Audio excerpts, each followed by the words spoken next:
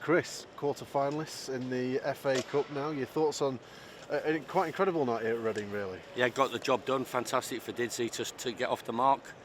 Obviously, he's been threatening that for quite a while. Always going to be tough here. We never under-prepared. We knew that they'd raise their game individually and collectively. I thought the Reading crowd were great as well. We came down to, we've watched them the last 2 weeks. We got beat 3-0 against Wigan, which obviously was a disappointing night for them, and he got a result on Saturday. And it's the fifth round of the FA Cup. It was never going to be easy, but we got the job done. We found a way to win the game of football, and I'm delighted with that. And we find ourselves, as I said, position in the Premier League and in the quarter-finals of the FA Cup. So all to play for. What made it a more difficult night than the league ladder may have suggested tonight? So you look at this competition right the way through its history, and we should know more than anybody, because what we've done at Bramall Lane on nights like this to Premier League opposition. You know, you look back right the way through, and there's been some fantastic nights for Sheffield United as a Championship club.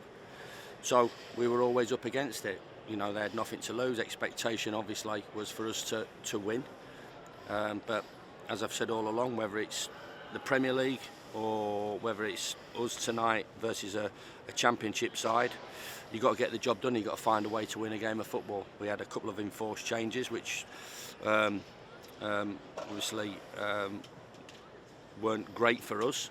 But I thought Luke Freeman and I thought Ben Osborne were great, slotting in for Ender and Fleck, who are huge players for us. Thought there was good individual performances all round, and just the togetherness on a tough night, on a not great pitch, a lively pitch, against, as I said, a team that's got talented players and got absolutely nothing to lose. And as everybody always says, you know, performance was okay. Result was great, and I'll take that in cup competitions. Must be pleased for you, 2 goal scorers. You've already mentioned David, but you know, just when you need somebody to pop up with a goal, you know, Billy Sharp can always give you that. Well, it was a difficult night. You know, they sat deep behind the ball and dangerous on the counter because they've got pace at the top of the pitch. And so, you know, we probed and we had a load of possession.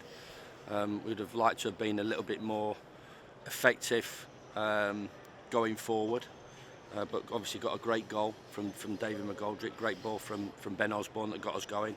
A little bit disappointed with obviously the penalty, because, you know, from my point of view, it was us with the ball and them occasionally counter-attacking. And then to come in at half-time at 1-1 was disappointing. I think George's obviously given the referee a decision to make. It is a soft penalty, and I think, you know, the Reading player's been quite cute and smart. I think, you know, there's those sort of collisions and coming together all over the pitch that doesn't result in a free kick, but that does. So I can understand it. It was a soft one from our point of view, and then, you know, as I said, the Reading punters got right behind their team, lifted them to higher levels than what they have paid, and we had to stay with it and stay with it and gradually build a bit of momentum up. But obviously knowing as well that, you know, they can knock you out the cup with a bit of magic or a mistake. So, you know, it's quite a precarious position to be in, especially when it's going on late on the game.